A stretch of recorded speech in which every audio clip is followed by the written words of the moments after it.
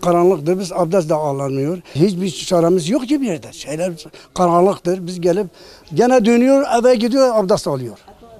Bazı vatandaş geliyor, hiçbir şey yok. Abdest alacak, namaz kılacak. Valla belki namazsız gibi de şeyler eve gidiyor, namaz da kılmıyor.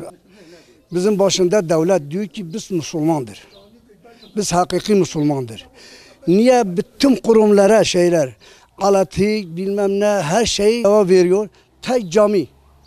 Allah için ya caminin ceylanı kesiyor. Böyle olur mu bu böyle devlet Müslüman ediyor olur mu? Bu Allah'ın malıdır, bizim malım değildi. Bizim devletten Allah'tan korksun.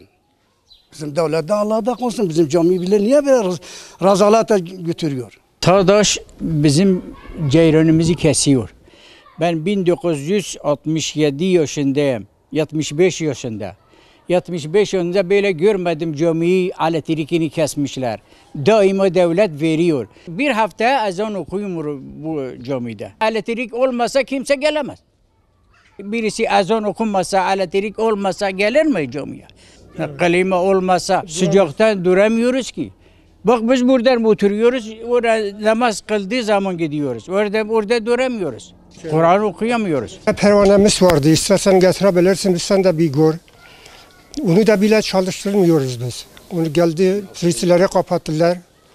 Bir haftadan beri elektrik yok. Tetbihat yapamıyoruz. Sıcaktan dışarıya kaçıyoruz, geliyoruz. Bir çaresi bulsun bunu.